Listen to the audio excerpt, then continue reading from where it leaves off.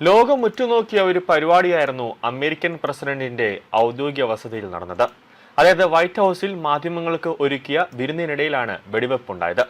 White ഹൗസിൽ നടന്ന ഒരു വലിയ സുരക്ഷാ വീഴ്ച തന്നെയാണ് എന്ന കാര്യത്തിൽ യാതൊരു സംശയവുമില്ല. കാരണം ഇതിനു മുമ്പും വൈറ്റ് ഹൗസിനെ ലക്ഷ്യം വെച്ച് പല ആക്രമണങ്ങളും നടന്നിട്ടുണ്ട്.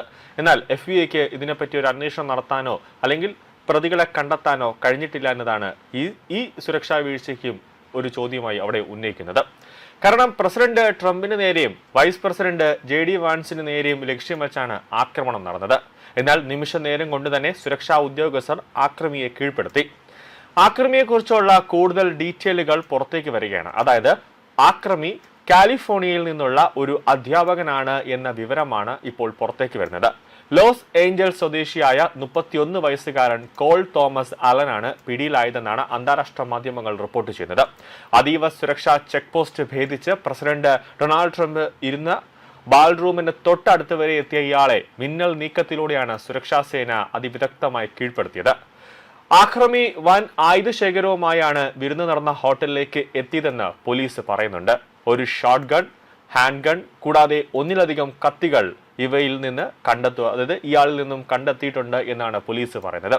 അതീവ സുരക്ഷാ വലയങ്ങൾ ഭേദിച്ച് ഇത്രയേറെ ആയുധങ്ങളുമായി ഒരാൾക്ക് എങ്ങനെ ബാൾറൂം പ്രവേശനം കവാടം വരെ എത്താൻ സാധിച്ചു എന്ന വലിയ ചോദ്യമാണ് ഇപ്പോൾ അവിടെ അവശേഷിക്കുന്നത്.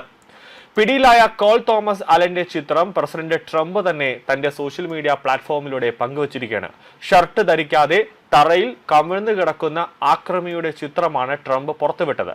കാലിഫോർണിയ സ്റ്റേറ്റ്, അതോടൊപ്പം തന്നെ യൂണിവേഴ്സിറ്റി, കാൽടെക് എന്നിവിടങ്ങളിൽ നിന്നുള്ള ബിരുദധാരിയായ ഇയാൾ ഒരു വിദ്യാഭ്യാസ പ്രവർത്തകനാണ് എന്ന വാർത്ത മാധ്യമ ലോകത്തെ ഒന്നടക്കം ഞെട്ടിച്ചിരിക്കുകയാണ്. ഒരു അധ്യാപകൻ ഇത്തരമൊരു ആക്രമണത്തിന് മുതിർന്നത് അമേരിക്കൻ സമൂഹത്തിൽ വലിയ ചർച്ചകൾക്കാണ് വഴി തുറന്ന് വെച്ചിട്ടുള്ളത്. ആക്രമിക്ക് ബാൾറൂമിനുള്ളിലേക്ക് കടക്കാൻ സാധിച്ചില്ലെങ്കിലും തൊട്ടടുത്തെത്തി വെടി ഉതിർത്തു എന്നാണ് ഏറ്റവും ആശങ്ക സൃഷ്ടിക്കുന്ന ഒരു കാര്യം. സംഭവ സമയത്ത് അവിടെ ഉണ്ടായിരുന്ന CNN റിപ്പോർട്ടർ വോൾഫ് ബിഡ്സർ പറഞ്ഞത് തനിക്ക് ഏതാനും അടി മാത്രം അകലെ നിന്നാണ് ആക്രമി 6ഓളം തവണ നിറവൊഴിച്ചതെന്നും ചെവി തുളയ്ക്കുന്ന രീതിയിലുള്ള വലിയ വെടിയൊച്ചകളാണ് കേട്ടതെന്നും പോലീസ് ഉദ്യോഗസ്ഥർ പെട്ടെന്ന് തന്റെ മേൽ ചാടി വീണ് തന്നെ സംരക്ഷിക്കുകയായിരുന്നുവെന്നാണ് അദ്ദേഹം പറഞ്ഞത്. പത്രസമ്മേളനത്തിൽ ആക്രമിയെ മാനസിക രോഗിയെന്നാണ് ട്രംപ് വിശേഷിപ്പിച്ചത്. ഇയാൾ ഒറ്റയ്ക്കാണ് ആക്രമണം നടത്തിയതെന്നും ഇതൊരു ഭ്രാന്തമായ ഒരു നീക്കമാണെന്നും ട്രംപ് പറഞ്ഞു. ആക്രമി സുരക്ഷാ വേലികൾ ഭേദിച്ച് ഓടിവരുന്ന ദൃശ്യങ്ങൾ സുരക്ഷാ ക്യാമറകളിൽ അവ്യക്തമായി പതിഞ്ഞിട്ടുണ്ടെങ്കിലും അന്വേഷണ ഉദ്യോഗസ്ഥർ ഇത് വിശദമായി തന്നെ പരിശോധിക്കുകയാണ്. വെടിവെപ്പുണ്ടായ നിമിഷം തന്നെ പ്രസിഡന്റ് ട്രംപിനെ സുരക്ഷിതമായ വേദിയിലേക്ക് മാറ്റി. കൂടാതെ പരിഭ്രാന്തിക്കിടെ അദ്ദേഹം അല്പം തെന്നി വീണെങ്കിലും ഉദ്യോഗസ്ഥർ ഉടൻ തന്നെ അദ്ദേഹത്തെ താങ്ങി എഴുന്നേൽപ്പിച്ച് സുരക്ഷിതമായ ഒരു സ്ഥലത്തേക്ക് മാറ്റി. വൈസ് പ്രസിഡന്റ് JD വാൻസ്, പ്രതിരോധ secretary Pete Hegseth, state secretary Marco Rubio തുടങ്ങിയ പ്രമുഖ നേതാക്കളെയും സുരക്ഷിതമായ സ്ഥലത്തേക്ക് മാറ്റിയിട്ടുണ്ട്.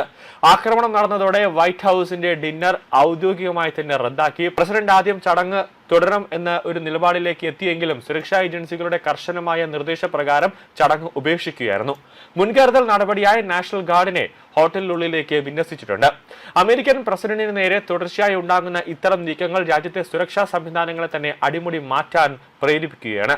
അതീവ സുരക്ഷാ മേഖലകളിലെ പരിശോധനാ രീതികൾ പരിഷ്കരിക്കണമെന്ന ആവശ്യം ശക്തമാണ്. ലോകം മുഴുവൻ ഉറ്റുനോക്കുന്ന ഈ കേസിൽ അതീവ ജാഗ്രതയോടെയാണ് അമേരിക്കൻ ഏജൻസികൾ മുന്നോട്ട് പോകുന്നത്. വരും ദിവസങ്ങളിൽ കൂടുതൽ വെളിപ്പെടുത്തലുകൾ ഉണ്ടാകുമെന്നാണ് പ്രതീക്ഷിക്കുന്നത്.